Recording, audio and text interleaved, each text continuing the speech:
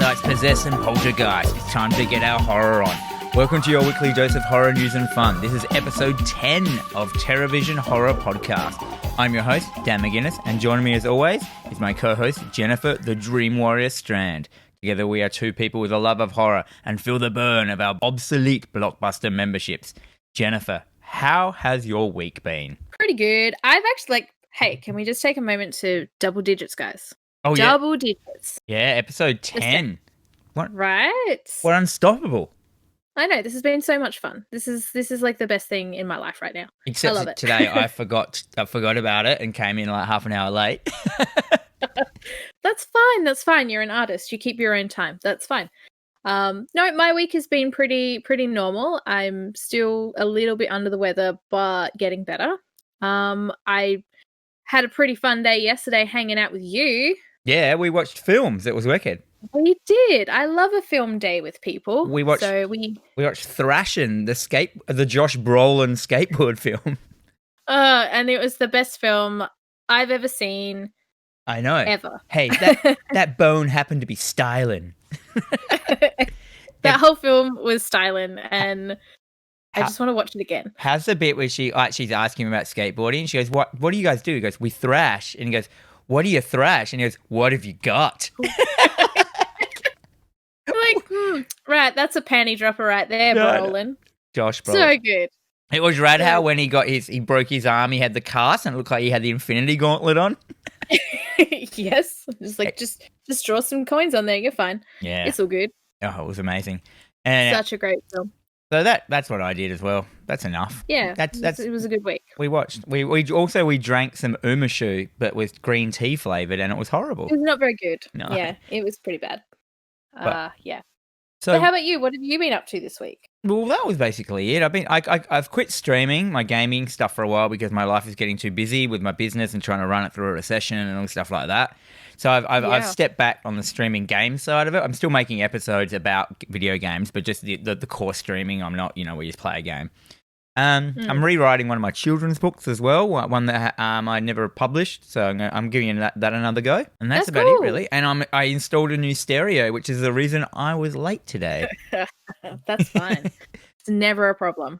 All right, so let's get on to straight into it. What have we been watching? So I'll go first. I have been watching please. Halloween 3, Season of the Witch from 1982, and this was my first viewing of this film ever. And I got to say, I loved it. I know people. Is that an unpopular opinion? No. So Halloween 3 has always been something that's been pretty kind of like unpopular amongst the fans over the years, but now it's like we've seen this huge resurgence. It's kind of like how Scream 4 is now like super popular again, and everyone's like, yeah, it's a really good film. Halloween 3 is starting to get that kind of recognition. But, I mean, I just remember watching it when I was young and I was like, fuck this. This doesn't have Michael Myers in it. Yeah, who cares? That's the main thing I think that really, like it's not what this didn't make the film bad. Because it's just people were expecting Michael Myers. They didn't get it. So they just put on the dark sunglasses and walked off. They didn't want anything to do with it, which was a mistake because as its own film, it's an amazing horror film. And you can't go wrong. You can't go past any film that's got Tom Atkins in it. You just can't. Oh my lord, it's true. The man behind the moustache. He's such a good. He's amazing as well. He's been in like Halloween's. He's been in like Night of the Creeps. What else has he been in? What? The Fog. He's in The Fog. He's been in a lot of stuff actually. Can I hit on him? You can. And then He's the kind of guy that is just. Oh, he's in Creep Show. That's right. Yeah, so he's the kind of guy that has this like really nice sort of look to him. He kind of reminds me of Cary Grant a bit, in which like he was a bit when he was young, he still had like this sex appeal to him. But as he's aged like a real fine wine. Yeah, like a gentleman age. Yeah. He was in Tarantula, that like the 1977 film. Ah, son of a bitch, yes. That's good. That'll be 70s stash Atkins too. Yeah, that'd be great. He's also in Maniac Cop. Like these are great horror films. Oh yeah, he's got quite the name to him. Quite the repertoire. Oh yeah. Phantasm. My Bloody Valentine. All right. Oh yeah, was he in that? Yes. Oh yeah. Yes. Yeah. Right. Original. Yeah. Yeah. So that's right. Yeah. So yeah, I loved him. I I didn't realize how much I loved him until this film, Halloween 3. Up until this point, I'd just seen him in films, and then it suddenly clicked how wicked he was, and how he in every film he's in, he looks exactly the same. He has the same haircut. He wears the same clothes, and all they do is put a different jacket on him and make him into a character. Like in Halloween's and that, or some of them, he's a cop, so he just has a cop jacket. In this one, he plays a doctor, so he just has a doctor's like white jacket on. In like Night of the Creeps, he's a detective, so he just has a detective jacket on. But he's exactly the same dude in every single film. It's amazing. So good.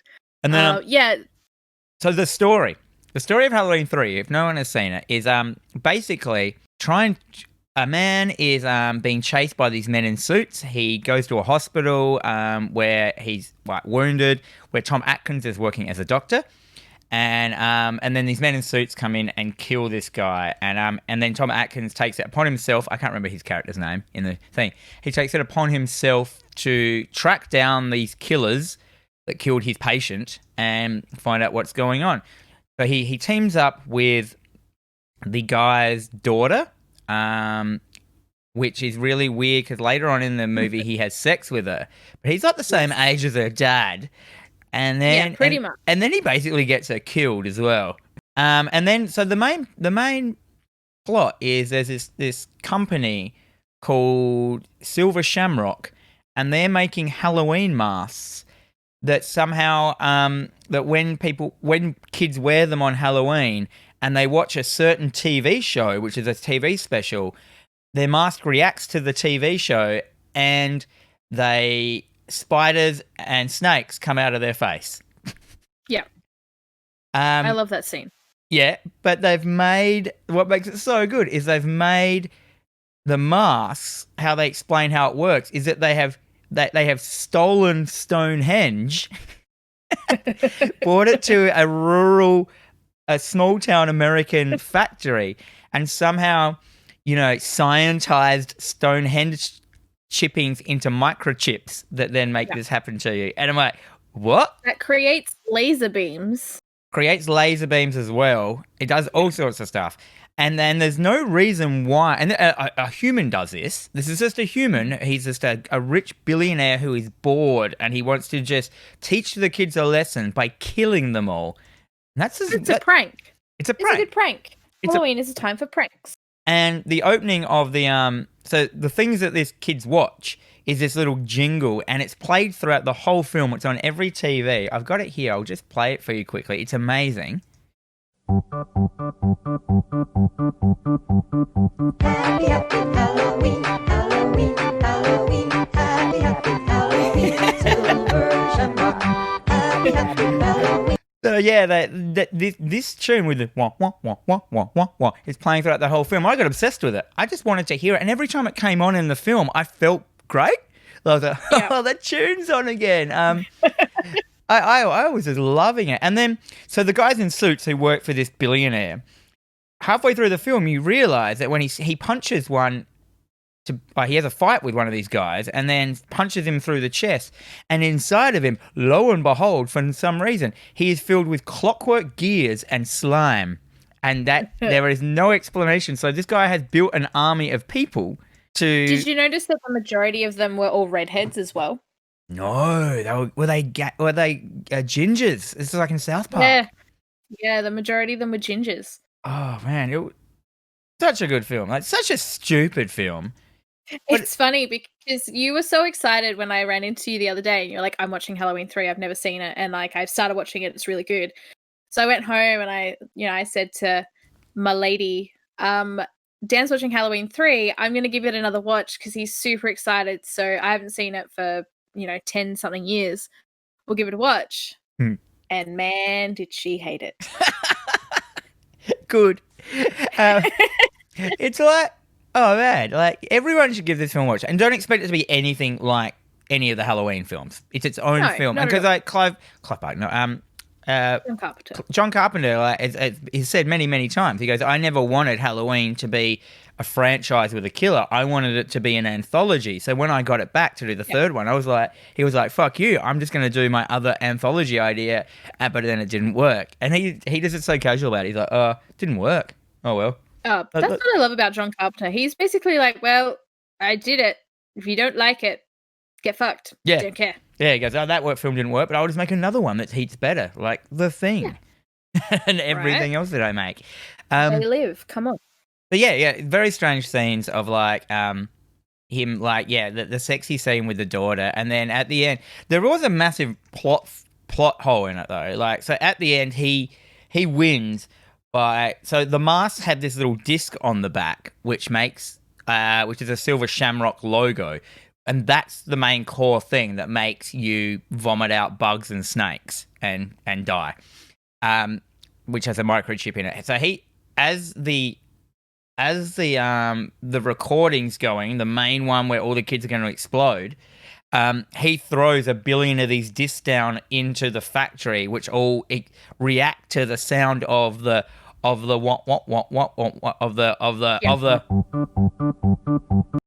going. And he kill everyone who is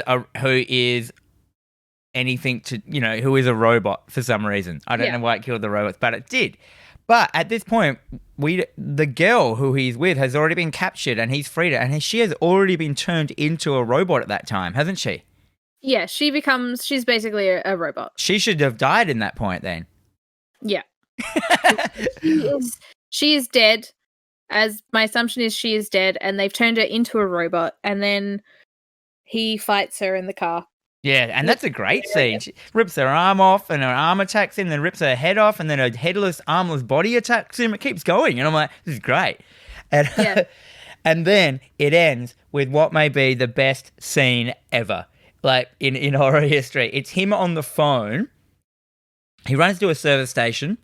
He gets on the phone because the recording is still being sent out. So all the kids in the world who have bought these Halloween masks, and these masks are super popular, so every kid wants them. They're like the latest holiday like craze. The millions of kids are watching this show. They're about, even though he kind of stops it, it doesn't stop it for one channel or something, or a couple of channels. So he rings up the TV station and goes, turn it off for God's sake, and they do, but then.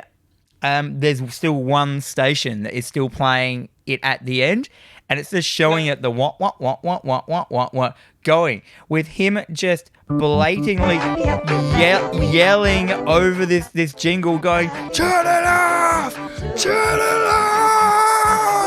and then it just cuts to black and credits, and I'm like, that's the best horror ending ever. And there's also kids in the scene watching it, which makes it amazing. So he's going to sit there and watch these kids' heads explode. Oh man, what a scene. Yeah.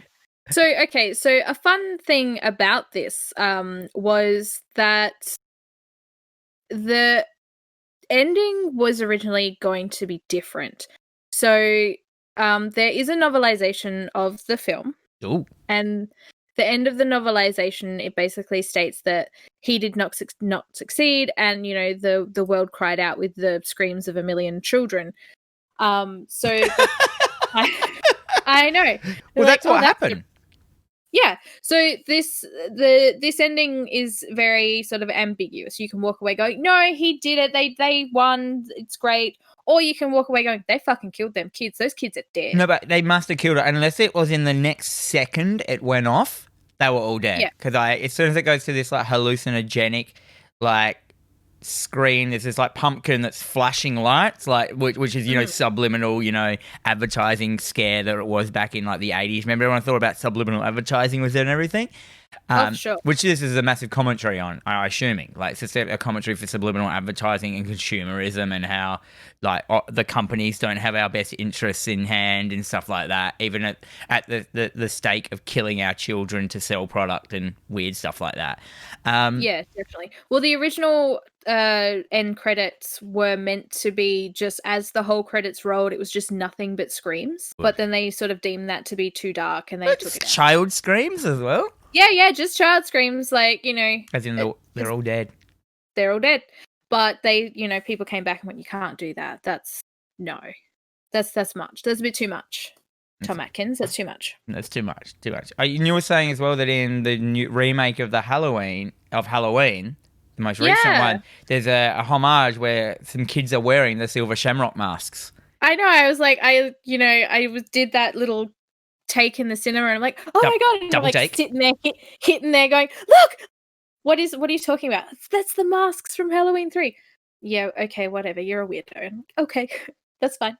I love the cover of this film as well, like the red one with the mask in the background and the 3 kids walking on Halloween, but they've been elongated and stretched upwards to make them look like thinner than they are. Walking along like with the sunset happening. It's just such a great looking cover. I also liked as well poor Marge, who gets the laser to the face. The lady, that scene was amazing. She was at the time Tom Atkins' wife. Oh dear! But that scene, just the gore in that, just how it was done. Like the face is kind of partially ripped out, her eyes have bugged out and kind of melted a bit. I thought that was really like graphic for And so what we're talking about is a lady, is looking at the mask and she's stuffing around with one of the death discs, and for some reason it shoots a laser at her face because she's stuffing around with it, and it basically just obliterates the bottom half of her face, and it shows it, and it's just like, Long Johnson. It's amazing. Savage. Yeah. All right, so let's move on. So that's so I got that was great. I loved it. The end. What have you watched? So I went and revisited a film that I had watched as a kid. It's a film called Mikey. It was streaming on Tubi, which also, if none of you have Tubi, get on it. It's free it's a free service, which does mean that there are the occasional ad, but you really don't notice. And I remember watching this film when I was really young. Mm-hmm. Basically what it is, Mikey just needs a good stable home. He's bounced from foster home to foster home his whole life. And he finally lands himself with a new and loving family, but their perfect little child is not what he appears to be. Basically, this is a killer kid film. Oh. Yes. So this film came out in 1992, directed by Dennis Dimster, who has basically done nothing at all since. This film is ridiculous, and I love it. I love every second of it. And even rewatching it now, I still loved it. The opening sequence of this film is this kid playing with matches. And before we begin, it's also the kid from Family Ties. I never really watched Family Ties when I was younger, but it's Brian Bonsall. Is he the young kid? He's like the child in Family Ties, who went on to be in bands. Apparently I should know who they are, but I have no idea who they are. So he's just playing with matches. His mum comes in, tells him off, and he, basically blames his little sister. He's like, well, she told me to do it. He gets punished, and, the mum goes off and has a bath, because that's what you do when you have children in the house. You go off and have a bath, leave them unattended. And he basically takes this kid's doll, runs outside, throws it in the pool, and she falls in the pool and drowns. Then he goes and throws a hairdryer in the bathtub with his mum, waits for his dad to come home, kills him. Why is he doing this? Because he's just angry. We have no idea. He's a 9-year-old kid. So this is the opening scene of the film. Is it just him like killing John Wayne Gacy, the child? Yeah, pretty much. So he kills his family, and then of course the authorities come and take him away. It's basically like a prowler's gotten into the house and killed the whole family, and he's the only survivor because he was hiding somewhere. So no one suspects his child, which is super frustrating because this kid is evil. He's the kind of kid that he's the kid from Blank Check. Can't say I've ever seen that. It's the kid. Do you remember that movie where the kid finds a blank check and he just writes it for like billions of dollars and he gets the money? It's just a spending spree film. No. Oh man, that was a great film. I loved it. All right, that'll be our next movie night. No, it won't. Not that good. So now he goes off to live with this new family. They're very loving people. His new teacher is like his mum's best friend. His new teacher is also played by Ashley Lawrence, who you would know as Kirsty from Hellraiser. Oh, Yes. nice. So he's settling in okay. He's hanging out with the neighbor kid who is the turkey kid from Jurassic Park. You know, that kid that's like, that's not very scary. It's more like a 6-foot turkey. Yeah, like with the claw kid. Who like grew up a lot within a year, because this was 92, Jurassic Park was 93, and he's like grown. So Yeah, right. that was a bit weird. And then he meets the next door neighbor, the sister, who is played by Josie Bissett, and I had a huge crush on her when she was in this film.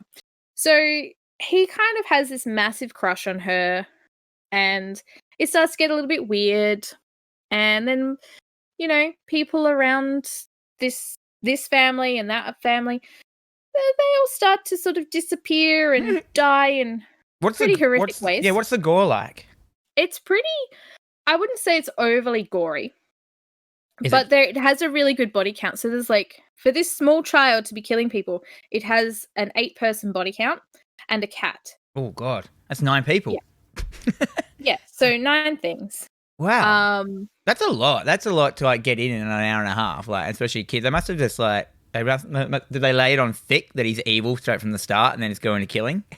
Yeah, pretty much. And like, for some reason, this kid has a camcorder, which nobody finds that he has this camcorder after the first family death. Uh-oh. And they don't. So then he's like sitting there watching this film, and he's watching the film of the first family that he's murdered. And his dad's like, "What are you watching there, son?" He's like, "Just a horror movie." Oh, wow. No idea that this is a home movie. Yeah, right. And yeah, so there's so many questions that aren't really answered with this. It's not the kind of film that you could sit down and. It's got a lot of plot holes, so you know, it's not the greatest film, but I love it. It was really good when I was a kid, and then rewatching it just now has sort of made it a lot better. That's just like a more of a nostalgia hit for you, but you wouldn't recommend it to someone watching it new. No, I recommend watching it. Give it a go. I want to see opinions, because it's not the best, but it's not the worst. And then, of course, The Good Son with Macaulay Culkin and Elijah Wood came out a year later, which is a superior film, but is it basically the same film? Sort of. Macaulay Culkin just plays this really evil kid. Doesn't really kill anyone yet, but it gets to that point.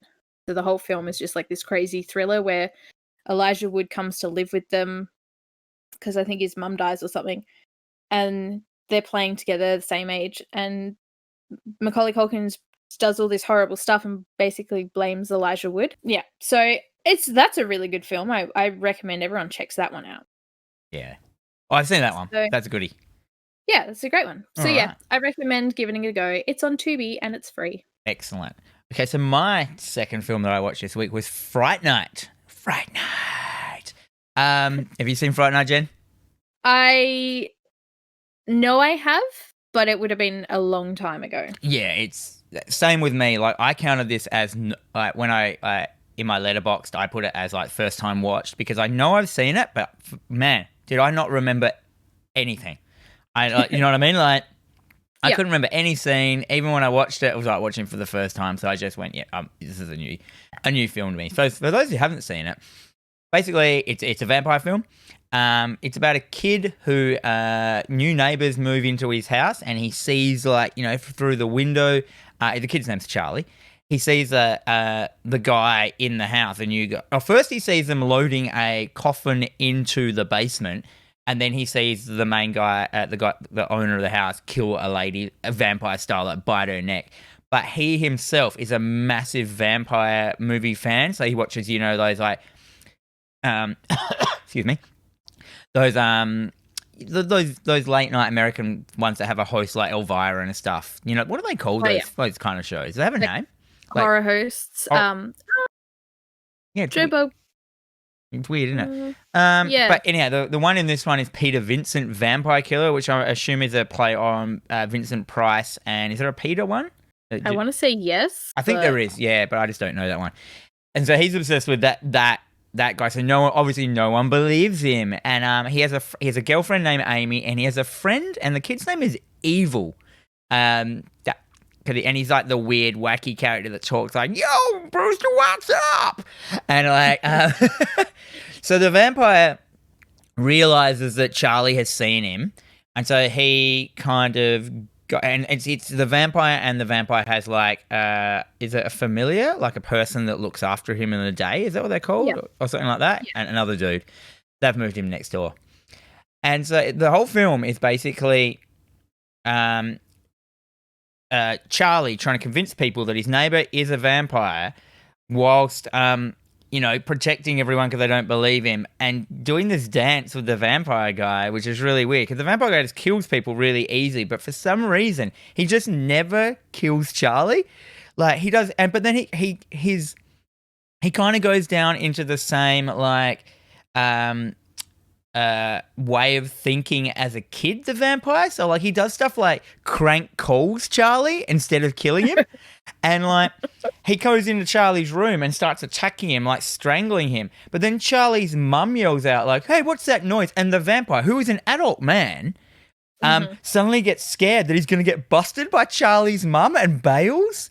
And I'm like, why would he care? Like he kills people. And yeah, it's really weird. Yeah, and they go to like a nightclub. So yeah, this is all happening, and then so he goes to Peter Vincent, the TV guy, and convinces him to help him, even though this guy is just a TV host. He doesn't really kill vampires, but of course, he has to step up to the challenge and all this stuff like that. And Peter Vincent, whoever that actor is, he was great. He actually seemed like one of those like late night horror TV host dudes. It was awesome. It was Roddy McDowall. Oh, yes, that's good. Yeah. Yeah, and I just, for the whole film, like the vampire has so many opportunities to solve this problem and just kill Charlie and his family, but he just doesn't do it. Which I thought was pretty funny. He does change the kid, Evil, into a vampire, and that is rad. This kid looks awesome as a vampire, and then he changes into a wolf and attacks like Peter Vincent, and he gets stabbed. And there's with a wooden stake as a wolf, and it has this amazing transformation scene where he changes back really slowly into a human, and it's really horrible because it's like whimpering dog sounds and crying child sounds kind of, and then he's just sitting there as a human, naked, like dying slowly, and Peter Vincent's just on the ground in shock looking at him, and it's this horribly long, sad scene of this kid dying. And and it really goes into it earlier on. The vampire really points out that this kid doesn't have any friends because he's different. He's like got bad family life, and that's why he's like a weird kind of kid and all this stuff. And then like when him dying is just such a sad scene. I was like, oh, that's heavy. Like, yeah, and it was just a crazy scene that I wasn't expecting, which I thought was like really good. Yeah. But then there's a really amazing scene where they kill the vampire's familiar, who for some reason is like, he's got superpowers as well. He doesn't really explain it, but he's like, you can shoot him in the head and he doesn't die kind of thing. But they eventually kill him by like shooting him 1,000 times, and then I can't remember how they kill him, but he melts, and it's this amazing like scene of his body melting, like showing the hands melting, with all goo coming out, and then also sand and blobs and goo and gush, and it's fully like in like Evil Dead or the Sam Raimi vibe of just the goo coming out everywhere, and they just go to town on this thing. Like they just keep going, and he goes all the way down to a skeleton, and then he falls down, the skeleton explodes into bits, and it was a great scene. I was like, that's cool. If you don't want to watch the whole film, just watch these scenes on YouTube. And then eventually like Amy gets turned into a vampire as well. And it has this amazing scene where she's like hiding her face, and then she turns around to, she's crying into her face, and she turns around and she's got this gigantic mouth, like those, like those rat fink, those drawings. I know rat fink, yes. Yeah, like the gigantic mouth with the rows and rows of teeth, and it actually moves, and she's got that for ages, and it's this terrifying mouth, and it's so good. And then they fight the vampire, and they beat him, and they pin him against a wall, and then they smash the house because he's like so preoccupied because he keeps fucking around like not killing Charlie. Like the sun comes up and doesn't realize it, and they just kind of shoot holes in the house. Like exactly, you know how they kill the vampires in Dusk Till Dawn. You know, they just like let the light in and he dies. But his death scene is amazing. He turns into a bat at the end, and that's wicked. And it's like this bat. Yeah. They're wrestling this giant bat.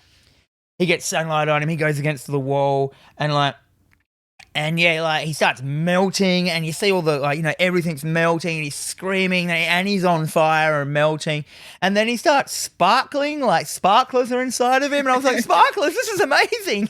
Why not?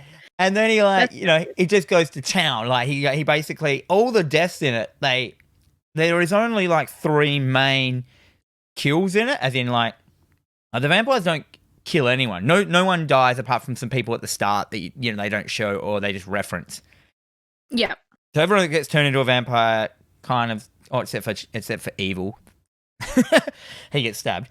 And then but all the 3 the deaths of like Evil and the death of the Familiar and the death of the main vampire are great. Like they've just gone to town on the effects. They go for ages and they go all the way to the end. You know what I mean? They show you everything. To the point where they don't exist anymore. You know what I mean? Like, and I'm like, oh, that was rad.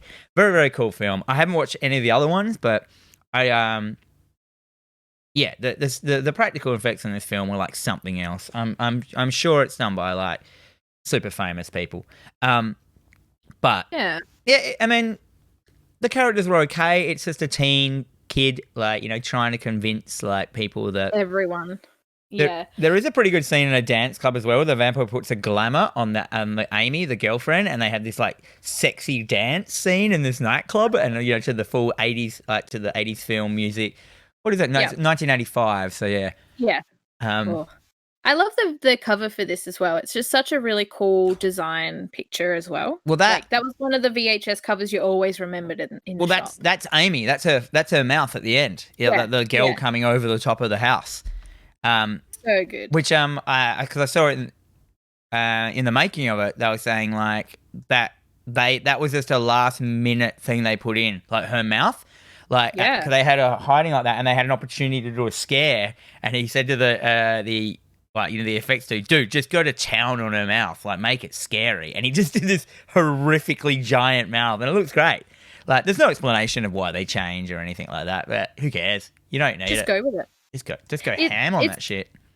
It's so strange that the amount of these films that we're starting to rewatch and talk about, and it's crazy because like I know that I've seen a lot of these films, but I've never revisited half of them. So all of my I've totally watched this film.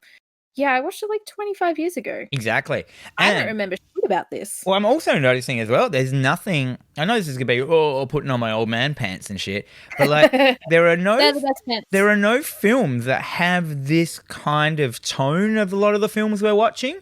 Like this was still a fun film, you know what I mean? It was a horror, it had the gore, but it was still a fun film that you could... It's basically like a slumber party film that you watch, like, with all the girls could watch at a slumber party, all the dudes could watch like with beer and pizza, like, and there's not like horror either goes heavy horror or just like I mean there's stuff like Cabin in the Woods, which are the exception, but do you know what I mean? There was a whole genre of just these. They're not comedy horror, but they're like teen horror or something. It's like baby's first horror. But I'm finding like there's a theme with a lot of these horror films that are released in 1985, because like Fright Night, for instance, is the way that you're describing it is that it's kind of like an introduction to horror. House, also released in 1985. Again, very little like murdering. It's heavy on practical effects. It's still a fun film, and it seems like an introduction to horror kind of film. Yeah, no one dies in House. No. And I think... But it's still got all the monsters. Yeah, so I think even Monster Squad was... I want to say Monster Squad was 85. And again, same type of films. So maybe there was like this whole thing happening at the time. So they couldn't quite do these films the way they were being done before. So like, were they all being banned? Well, there was just like a massive divide between slashers and horror films. They were like actually quite different. Where slashers were kill counts of the good people, where horror films were kind of like how many monsters and how do you take out the monsters, and the kills were of the bad monsters. You know what I mean? Like that's the things that you wanted to see. You wanted to see like in House, Big Ben blowing up and the closet monster getting his just desserts, even though he never did. Or like the lady with the horrible witch lady with the shotgun gets chopped up, and and even Evil Dead's the same. I mean, they turn into the monsters, but in the end, it's just about how much damage he can put on the Deadites. You know what I mean? It's not about him getting hurt, unless That's right. Or it's not about the kill count of like, oh look, the person died. You don't care until they turn into the Deadite, and then it's all about them getting killed as the monster. It's like the focus is on the monsters getting killed in horror films, but slashers is more on the victims getting killed. Or some shit. Yeah. Something like that. Yeah, I just end all my sentences or some shit because then I can't really caught up on it. Well, no, I mean, but that's the thing. Like, that's how you view a lot of these films, and no fucking person in the world can tell you that you're wrong because that's how you view it. I don't think there's a right and wrong answer when it comes to this kind of stuff. Like, art is subversive. Exactly. A lot of the horror community and a lot of fandoms in general do have very strong opinions, and a lot of the time they're not really gonna fight you on it. Who cares? It's very subjective. Like, don't fight anyone. It's like wine. No one actually knows what wine tastes like. Everyone's mouth is different, therefore everyone tastes something different. You can't talk about it.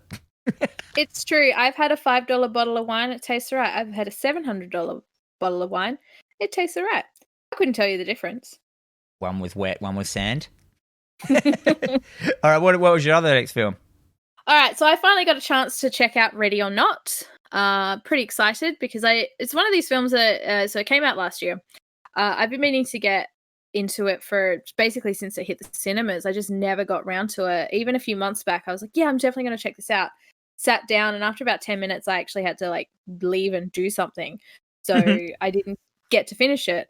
So I was actually really excited that I was able to sit down and watch it, and it did not disappoint me. Really? No, it was so much fun. So Samara Weaving is in it, and if any of you know who Samara Weaving is, she's like one of the big names at the moment. She does all of these like fun films. So you watched Guns Akimbo? Yep. She's the lady in it. She's the lady in that. She's also in the Netflix movie The Babysitter, which you should also check out if you haven't. That was a lot of fun. The Babysitter.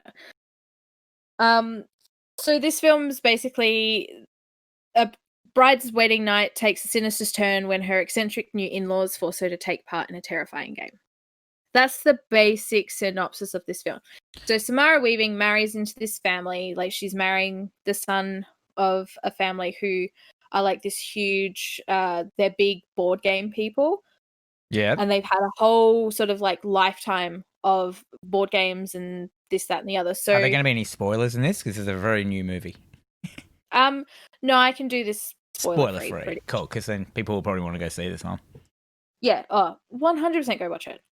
So the wedding night, whether you're the bride, you're the groom, you sit down with the family, you play a game. Yep. So it comes out of this box that was, handed down from great-grandfather to grandfather to father to son, that kind of thing. And then the person who marries into the family, like, pulls a card, and then that's the game you play. Yeah. So most people, I think a lot of the other family members, they're sitting there and they're talking about, okay, well, last year they, one guy, he pulled Gin Rummy. He's like, what the fuck is Gin Rummy? I played that. That's Jumanji. Another person, Jumanji was great. Someone else pulled Checkers. So it's that kind of thing. But once every 30 years, or it just so happened that 30 years ago, someone pulled a game called Hide and Seek, which we all know. And it's unfortunate for this bride. She pulls Hide and Seek. So she basically has from midnight until dawn to stay hidden. If she is found, they're basically going to kill her. God. So it's like this huge game of hide and seek, but they're going to kill you. So all these family members, and they're all just like this misfit family that it's very broken, very, dysfunctional. Andy McDowell's the mother. She does a great job in this film. Adam Brody, which, he was in the OC. He's in it. It was so much fun, and it was funny. So the deaths, and a lot of people die in this. Does it show? A lot of them, So does it return on them and she starts like taking them out? yeah, and it's all by accident. So a lot of things that are happening. So the daughter of the family is this massive like cokehead. So she just like walks into a room, sees someone, screams, and like shoots a gun. It just so happens that it's a maid, and she's on the floor like drowning in a pool of her blood. And she's like, "You'll be alright. It's fine. You'll be fine." No, and so they just try and make it humorous and not just such a bloodbath of a film. And as the film progresses, like, you know, Samara Weaving's character just gets fucked up so much. She endures so much throughout this film. And then it sort of leads into the end where there is a huge resolve and shit happens and it's fucking hilarious and I'm watching the trailer. Don't watch the trailer, hey. It's showing everything. I'm just going to stop watching it. Yeah. It looks great. Like the quality of the film looks shockingly good. So the aunt in it is hilarious. Just her in general. She doesn't do anything overly exciting. A couple of scenes where it's just really funny, like what she's doing. She's not meaning to. But I really wanted her to be Julie Walters for some reason. I don't know why. But she's just hilarious in general. And I just really want everyone to go watch this film. Check it out. It's fantastic. And also the directors, Matt Bettinelli and Tyler Gillett, they're doing Scream 5. So after watching this, I'm like... You're like, damn, I'm on! And I'm like, yes, you had me at Scream 5. Please. They're going to do such a good job with Scream 5. That's good. That's so good. I'm very excited. So I definitely recommend, if you haven't had a chance to check out Ready or Not, do yourself a favor, go check it out. That's rad. Okay, now we have to do our homework.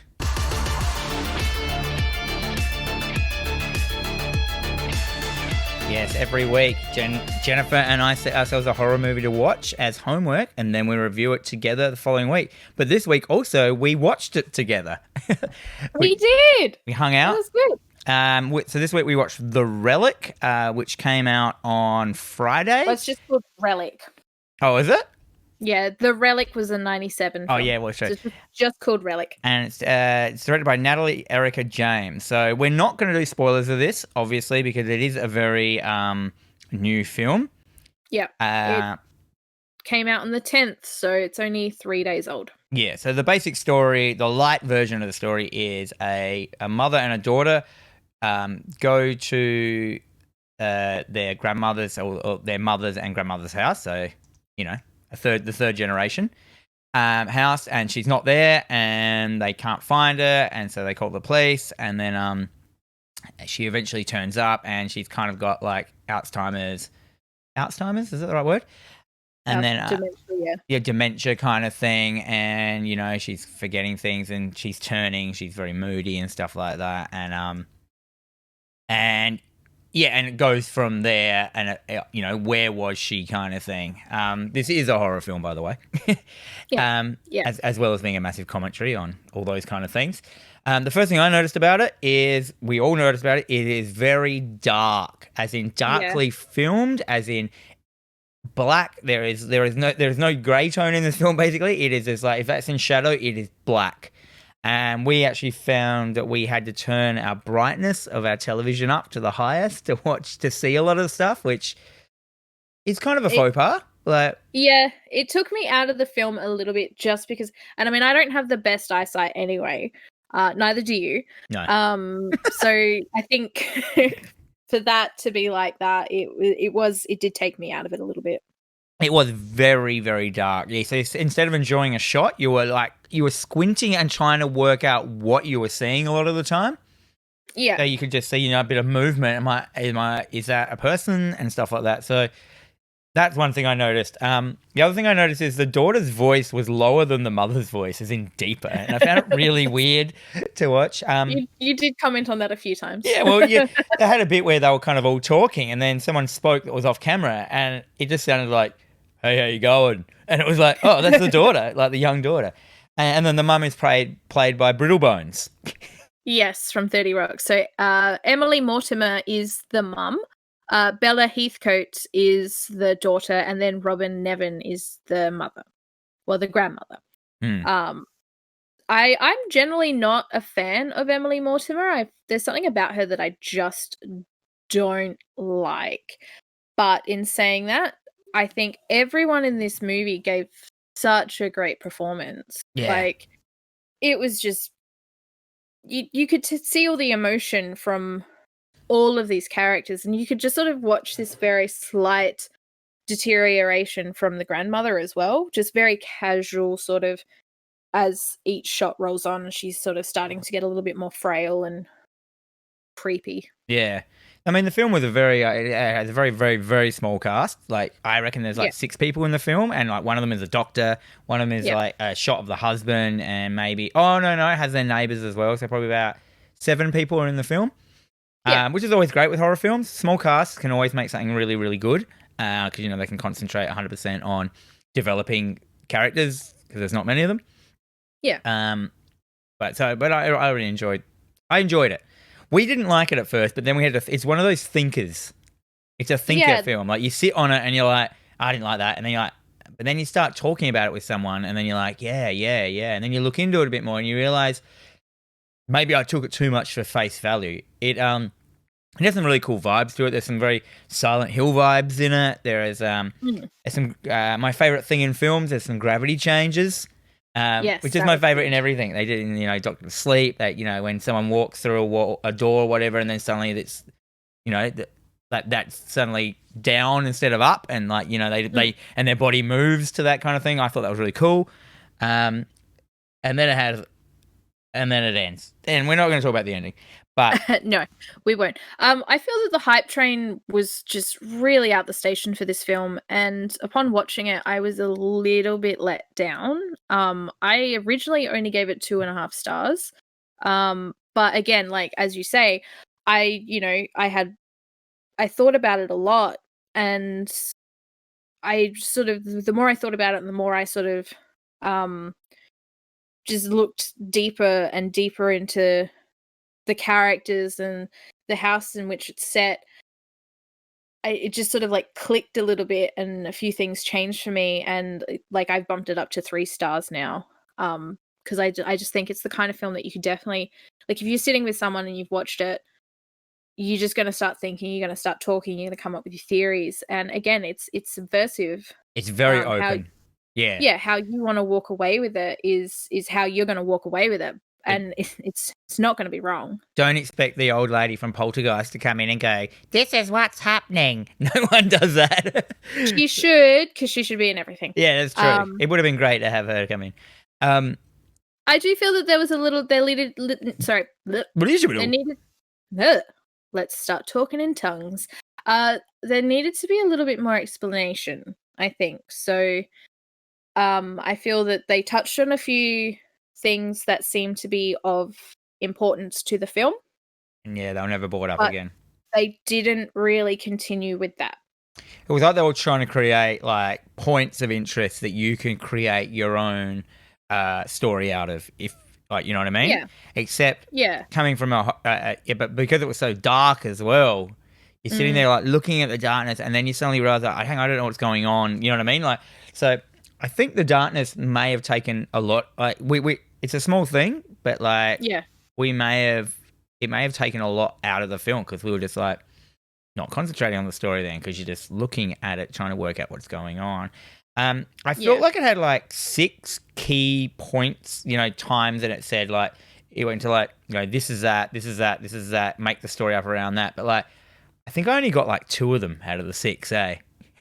Yeah. And the ending generally made me feel terrible. Oh yeah, I think if I'd have watched that by myself, there would have been some tears. But yeah, like obviously we don't really want to talk too much about it, which kind of sucks, being that this is a horror movie podcast. But I do recommend checking this film out, and maybe it's the kind of film that we can revisit in another episode and just say, okay, you've all had this long to watch it. Let's watch it. Yeah, what do you think? Let's talk about it more. Because you went a little bit deeper, so you've actually looked into what some of the stuff was. And when you explained it to me, I was like, oh, okay, cool. Yeah, that was cool. But I would have never gotten to that on my own. Do you know what I mean? Where it's kind of that thing where people like, let's say like, when you go to an art exhibition and then you enjoy the painting more when the artist talks about how they got to that point. And that's kind of what this film needs. You really need the director there saying something to you, like going, so this is my inspiration for this. You need that almost before you start or immediately at the end. Q&A. What's that? Yeah, this would be a great Q&A movie. So like you go watch the movie and then the director comes out and you have a chat with them about it. I think that would be really good. So that's the same thing that happened with the Babadook. And a lot of people are sort of comparing this to Hereditary. It's like Hereditary meets the Babadook. Yeah, or it is an Australian film, isn't it, as well? It is. It's set, they're always talking about Melbourne. They're just outside of Melbourne or somewhere, wherever they are. The Babadook was another one of those films where I walked out of it going, yeah, good, but... No, I loved that. I loved it the moment I saw it. Don't get me wrong, like it was good, but I walked away and it wasn't until like later that I was just sitting and thinking about it. And then I was like, that was fucking great. That was a great film. Yeah, heaps good film. So I think this is going to be one of those slow burn films that become more appreciated.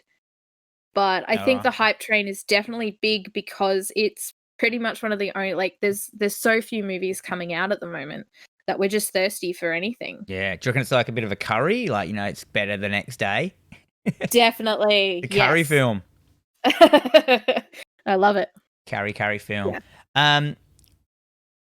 She actually even like the lady kind of looks like the mother of the daughter, which is always nice, except for the daughter's voice is lower than hers. But yeah, well, they did a very good job with casting. So there is, and I think that works very well, especially when it comes to the end of the film. Yeah.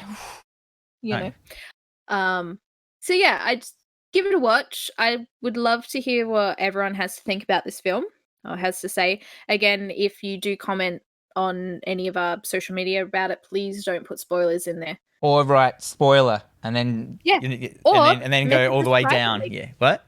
Yeah. Message us privately and talk to us about it. Yeah, send an email. Yeah. Or was it TerrorVisionPod@gmail.com? Yep. An email or a fax or a carrier pigeon? Yeah. Carrier pigeon it. Shit, yeah. Why not? Yeah, right. Cool. So that's it. Like, because it's one of those hard ones. We can't really bang on about it very much. Yeah, it's pretty much all we can say for now. Yeah, because you just really don't want to spoil it. I know. If I start talking about it, I will get deep into it. I'll ruin it for everyone, and that'll be that. All right, let's go to. I suppose let's just go to horror news. That's right. We're going to take you on a ride that some of you may not survive. Welcome to horror news. News. Oh, I'm going to somehow put that into a werewolf call. Can you please? Yeah, I still haven't found my footing for the horror news intro, but at least it's got. That's fine. We'll get there. It's fine. So, what is news article number 1? Oh, my lordy. Michael Bay. Oh, what a guy. Makes quality films, that guy. Not a scumbag at all. Michael Bay is moving forward with a pandemic horror film. Why not? Why not? But why? Why? And it's a found footage pandemic horror film as well. Yeah. Called Songbird. Yeah. Is that what it's called? It is, yes. It's called Songbird, and it is the pandemic thriller takes place 2 years in the future. The pandemic has not gone away. Lockdowns have been rolled back and then reinstated, and it becomes even more serious as the virus mutates. You know what, though? You know what a virus calls for? The military to get involved. And you know what that calls for? A helicopter. And you know what that calls for? A slow motion shot of a helicopter. Which exploding. I'm pretty sure he can do. God, it's just... I mean, I'm really surprised here. So, just looking at Demi Moore is in it. Craig Robinson is in it. Paul Walter, Bradley Whitford.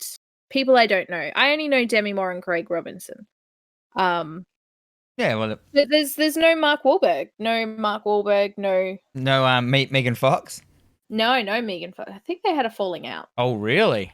actually, there was a whole thing about that, which was actually quite sad to. Yeah, I don't want to talk about that. Yeah, neither do I. Michael Bay's Yeah. getting old now. He's looking a bit leathery. Been out in the sun too long. Been Well, it's all those explosions. It is. It's all the explosions he has to film and look at. This guy, drying out his face. He needs to moisturize more. Come on, Bay. Come on, Michael. So, what do you think, Dan? Do you think Michael Bay is going to be able to do a found footage horror properly? No. Or maybe, if you'd asked me, could J.J. Abrams do a found footage film before he made Cloverfield, I would have gone, I don't know, probably not. But, Cloverfield is one of my favourite found footage films of all time. Found footage films, what do you think of them? First up, Blair Witch. I love the found footage. Yeah. I love Blair Witch. Blair Witch, Chronicle. I'm just going to name a couple. What are some other ones? When I just said, I've just Cloverfield. What is another? Paranormal Activity. I didn't really get into that. I thought that was a bit here or there. Paranormal Activity? Yeah. Yeah, it wasn't as good as everyone talked about. I've only seen the first two, maybe. They weren't my thing. I was just like, it's not my thing. And they're not traditionally all found footage, are they? Really? Like the Paranormal Activity, there's a bit of acting in there. Really. Well, the found footage just has to be spliced together. And that's what I loved. I loved Cloverfield, how it used the idea of the camera as a way of storytelling. So, like the old video cameras which they were using, when you used to there were bits in the movie where the person goes, "Oh my God, did you get that? Let me see." And then it stops for a second and then it cuts back to what was on the tape before, because they've obviously rewound it and tried to start from the spot they were, but missed the spot. And they told the backstory of the characters through the footage that they were taping over, that it leaked through. And I'm like, that's genius. That's super genius. I love that. And that, J.J. Abrams, he really shone in that film. Like, oh man, that was such a good film. And then Chronicle was really good as well. Basically, the live action Akira film. That we'll get, and a superpower film. And about a bunch of kids who, they find this media and they get superpowers and they just film themselves like it happening. Of course, one of them goes bad and goes all Brightburn on them. Yeah. Oh, Brightburn, such a good film. And then Blair Witch, which is like the monster, the one that started it all, the visionary, and everyone knows it's hardest to create something first than it is to emulate it. So yeah, well, because we hadn't really seen found footage since the 70s with Cannibal Holocaust, and that even then a lot of that wasn't. That was more mockumentary though. Oh no. Yeah. It falls under the mockumentary found footage kind of thing, but Blair Witch really just kicked it in the dick for. Oh, for didn't found it? Kicked it in the dick for film. 6. Such a great film. Even I just casually put it on every so often and just love to give it a rewatch because it's just so good. Yeah, it's Blair Witch, man, good. I've still never really looked into it hard at Blair Witch to know what was actually going on. Did they ever explain on any of the other ones why the people are facing the walls and shit, and not looking at them? I think they do. It was because they say that the witch used to take 2 kids, and she would have one facing the wall while the other one was being murdered or sacrificed or whatever. So there was always that would make sense of why the person's facing the wall, and that's where it ends with her getting killed, because that's right. Yeah, but man, I was obsessed with that. So that came out in 99, so I would have been 13 or 14 at the time, and I was obsessed with it. I had the soundtrack on CD, which I probably still have somewhere. They released books at the time. I had the books. I probably still have that somewhere. I really got into that film. Yeah. So good. Such a good vibe. And then there's the video game. Yeah, I haven't checked it out yet. I've got it sitting there just waiting to go, but Didn't you watch me stream it? Did I watch you stream it? I think you did. It's good. It's just after a while, it's like all horror video games. Once you suss out the mechanics of the game and know what can kill you and what can't kill you at what times, it kind of takes the scariness away from it. Do you know what I mean? Once you work out, you're just I can't die here, or that monster won't attack me now until, this time or that. Horror games are hard, man, because you have to keep changing them up, like Resident Evil 7. That was good. Well, yeah, because I mean, I didn't want to jump into it because at that point I was playing like Doom Eternal, and I jumped straight from that into Resident Evil 3, and I got 10 minutes into it because it was just a completely different vibe, and I wasn't willing to go get slower for it. It's a walk 'em up. Like, yeah, I needed something. I needed to be at the level of Doom Eternal at that time. Like, you needed to have like Blair Witches with shotguns and stuff. yeah, video games on crack, basically. Oh, Doom Eternal is my game of the year. Easily. Doom Eternal is the best, but then I was playing Maneater a lot, and I kind of think Maneater just tips it over. Is that your game of the year? I think so. And then with Doom Eternal just slithering in, like they're pretty much touching. That's true. At this point. Both great. We should mention as well, like, it's not in your news, but we should talk about the Halloween Kills trailer that dropped. Oh, Don't you think? Oh my lordy. I was so excited. Such a shocking trailer. It's awesome.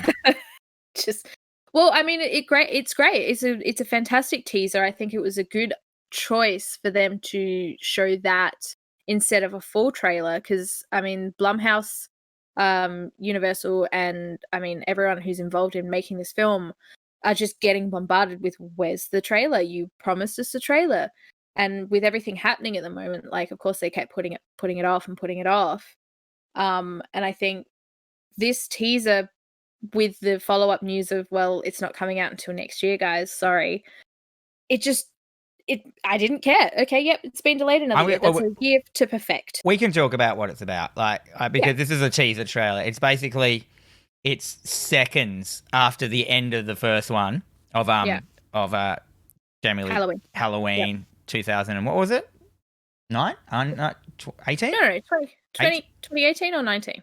Don't know. Yeah, the latest one with Jamie Lee Curtis. You know, she helps him out at the end. Jason, like, there's a moving kitchen ottoman or something, and then it cuts to them escaping, and then it shows the house burning because they've just burnt Jason. They're all wounded, and they cruise along, and then Michael, sorry. Yes, Michael. And then they see fire engines going towards the house, and it's just Jamie Lee Curtis going, "Let it burn, let it burn," and then Halloween Kills, and that's it. And it's just like, I'm just like, oh my god, the emotion on their face, and they've still got all the wounds and stuff. They're like, bleeding out, and they're in the back like a pickup truck that they escaped on because didn't they hitch at the end? It's kind of hard for me to remember. Yeah, they did. Yeah, and it's just like, so what a powerful couple of seconds. I was just there's so much, and they keep saying that this next like Halloween Kills is going to be like a huge, just disgusting body count, and I cannot wait. I cannot wait. I don't like the name. Halloween Kills? It doesn't roll off the tongue for me. Like, you know what I mean? Like, Halloween Kills, Halloween Ends. Yep. Halloween End would be cool, like, or something like that. But I don't know. Maybe just Halloween Kill, not Kills. Yeah, maybe. I don't know. Like, yeah. Well, might be the last one that Halloween Kills Michael Myers. Maybe, but they won't, because then they're going to want to do another bunch. Well, he clearly can come back. Forever and ever and ever. But yes, I cannot wait. So October 15 next year. Sure. If it gives them time, it's kind of like this for me is like everyone being excited for Cyberpunk and everyone being upset about the delays of Cyberpunk. Like, I don't care about that, but yeah, okay. You can delay Halloween another year, but I know that in that time it's going to be like perfected and just tweaked and changed just to make it so good. I'm 100% down with like lateness with stuff. Yeah. Like, I don't understand why people care about release dates. Like, just get your gear when it's ready. Do you know what this trailer could have been? This teaser? This could have been shots that they filmed for the first one. Like, they might have had this as the ending and they thought, oh, no, cut that bit off. And then they go, let's use that for the teaser for the new one. Because it looks, you know what I mean? It looks too accurate. Yeah, it's very well done. And I think that's what it comes down to. It was probably just like an end of credit clip leading into the next one that it was on the cutting room floor. Gone all Marvel Studios with like the after the credits bit. Like, it's one of them. And then they're like, let's not do that. And then they're like, let's still use it though because it's sick. Because we hired all those fire trucks. Yeah, right. Want to use it. But I'm so excited though. Like, I cannot get over how I know a lot of people that sort of went in and they didn't really like it. And I think for the few people that I did talk to who didn't like it, I just think it was that, I just want to be cool and dislike it because everyone else likes it. I mean, again, everyone's entitled to their opinion. If you didn't like the film because you didn't like the film, then so be it. fair You're enough. wrong. But, You're wrong. Good. there are no wrong. So yeah. So moving back to the Michael Bay. So Michael Bay. See, clearly we care more about Halloween. Has he done horror before, Michael Bay? Can we think of any Michael Bay films that he's done that are horror? I don't think he has. Like, he's done a lot of music videos. Music videos? Yeah. Like, his whole 90s career was basically just movie videos, like video trailers. And then it wasn't until, I think, later on in the late 90s. So he did 95. I think 95 was his his first film, and that was Bad Boys. Then 96 with The Rock. And then 98, Armageddon, 2001, Pearl Harbor, 2003, Bad Boys 2. And then obviously there was like The Island, which was a bit of a nothing film. And then bam, 2007, Transformers. It's weird because like it's not on this what was it called? Songbird or something? Yes. It's not on his IMDb page, but Robopocalypse is on there. What is that? I don't know, but I'm excited. Robopocalypse. I just don't want to know anything more about it. Like, Yeah. that's it. That's all I need to know. It's going to be great. It's going to be terrible. Yeah, well, his first directing was Armageddon in 98. Yeah. There's no Bad Boys here, so he didn't direct Bad Boys. Yeah, he did. Director, Bad Boys. Oh yeah, I hadn't clicked it on 95. yet. I hadn't clicked on it yet. No, that's fine. Yeah, Bad Boys. I hadn't gone and read more. Oh, that's right. He made The Rock and stuff like that, didn't he?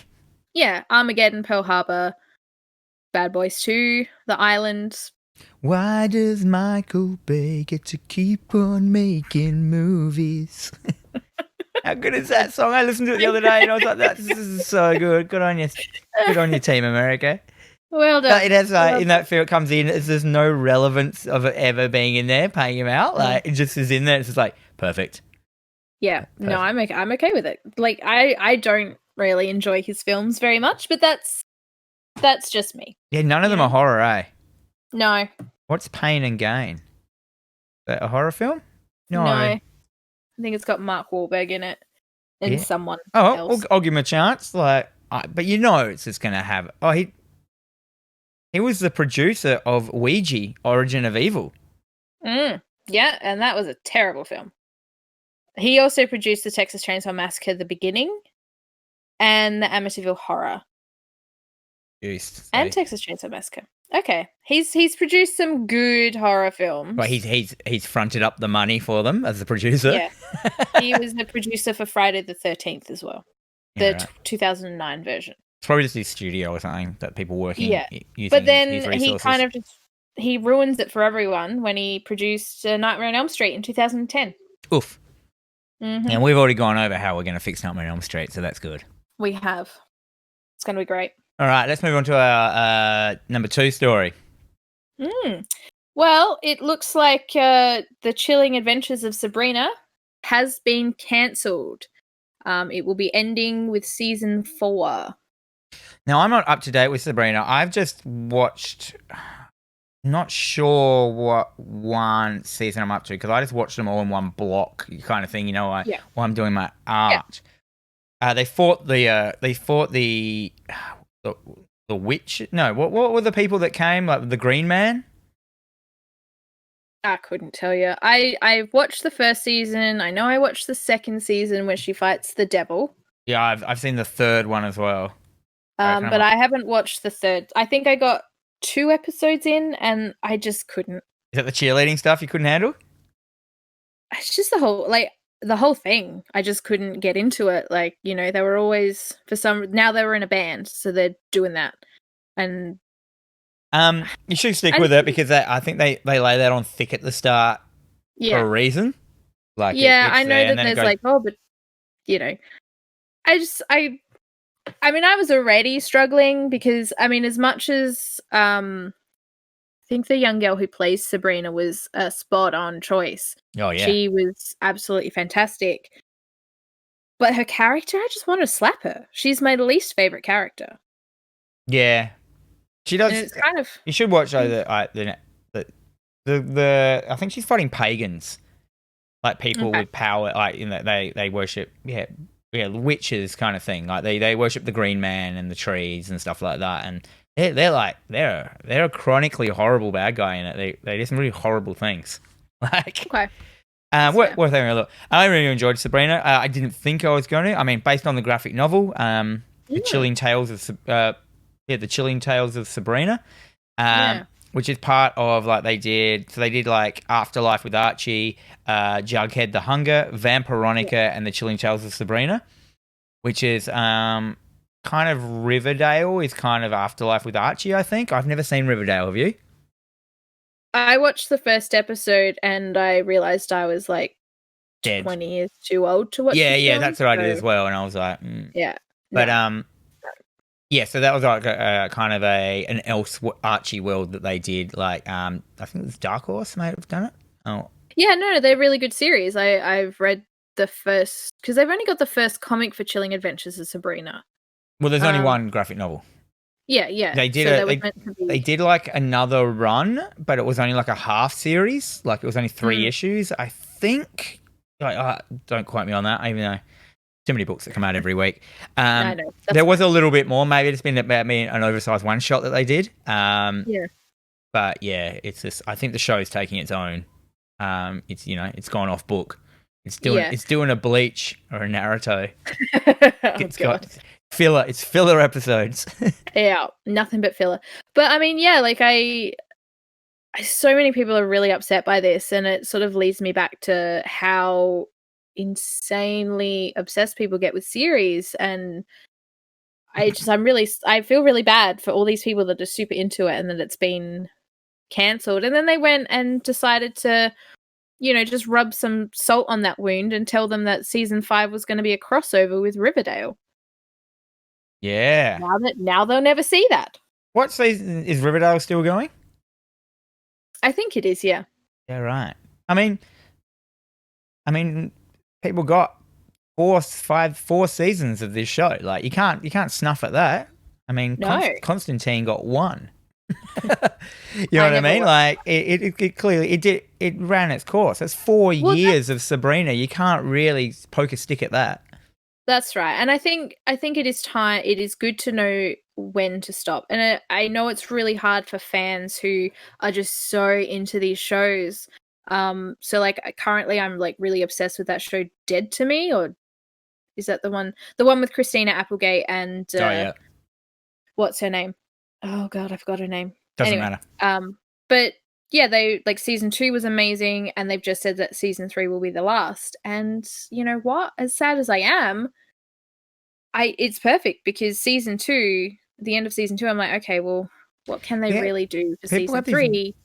Weird attitudes where they just think that people owe them TV shows to go for 25 years and do a Simpsons and shit like that. But then they complain about the quality of the show. Well, why is the show shit? Well, because it probably should have ended 5 seasons ago. And especially because Sabrina's not supposed to get older.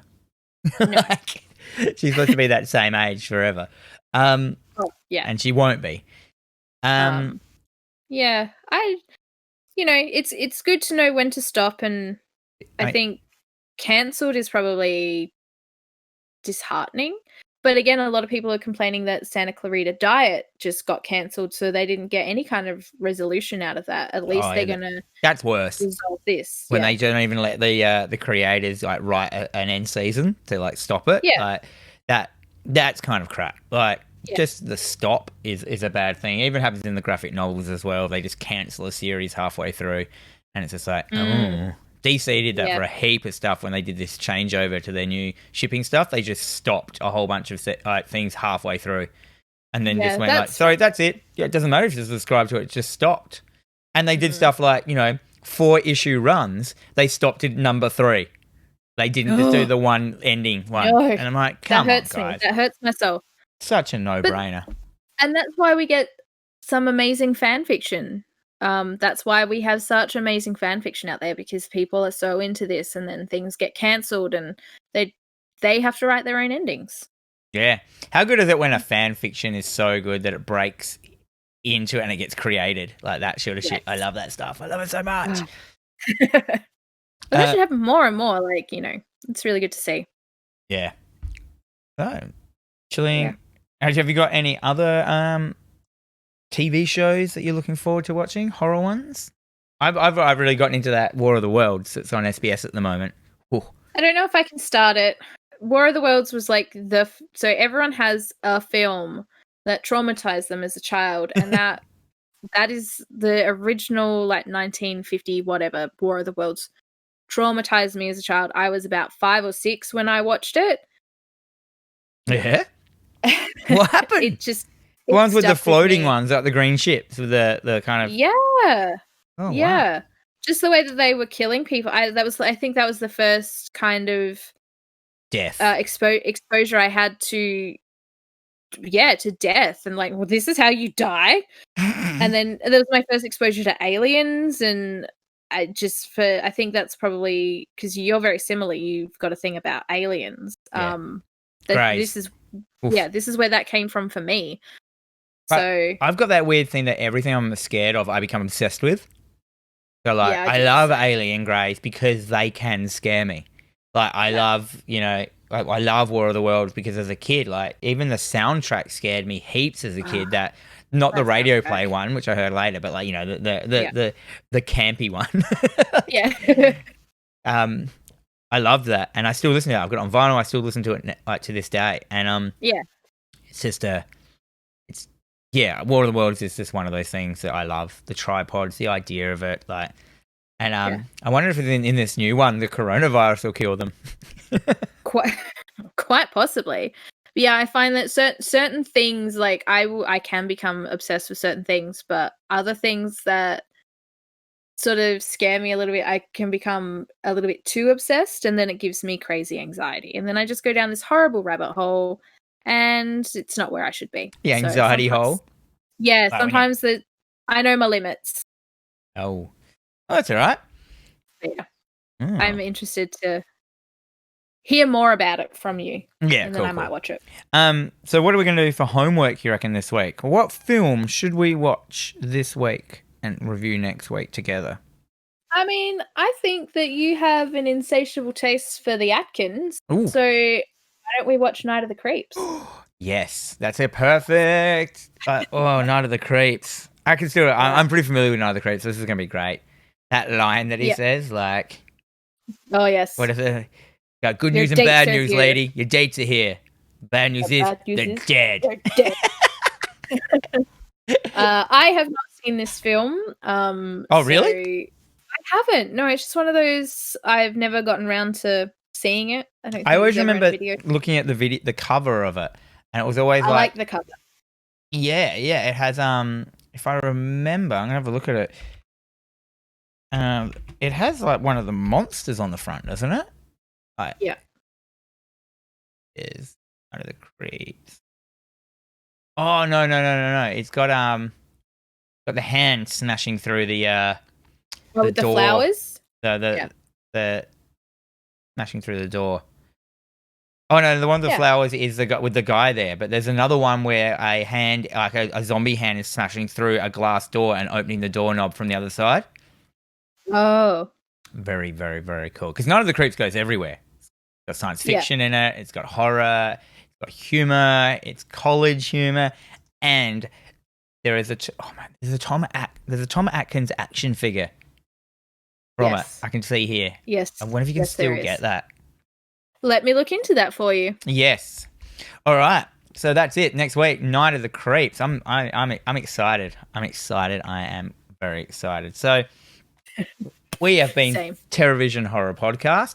We are a podcast on all streaming services all over the globe. You can find us on SoundCloud, Stitcher, iHeartRadio, Spotify, iTunes, all the main podcasting services. Please go on there if you've liked what you heard, give us a star rating or leave a comment or maybe give us a follow. We also have a YouTube channel where you can we upload our podcast over there. So just search for I was gonna say Hat the Dino then. Just search for TerrorVision Horror Podcast on YouTube and you'll find us. We have an Instagram at TerrorVision Pod. And yeah, do you have any personal housekeeping, Jennifer, that you want to do? Personal housekeeping this week. Just I'd really like to see some more likes and subscribes and just interaction from everyone. Like I've seen it growing and I'm really happy to see this growing. So now I'd definitely like to interact with a lot of you. Excellent. If you like hearing my voice and you love video games, please head over to YouTube at Hack the Dino, where I do video game shows, VODs, like video on demand of, reviews. We do video game news, and this is all video. So if you like that kind of thing, go over there, or you can check out the podcast over on SoundCloud, Stitcher, Spotify, etc. Just search for Hack the Dino Gaming or Hack the Dino on all search engines. And that's about it for this week. So, until next week, may all your dreams be nightmares.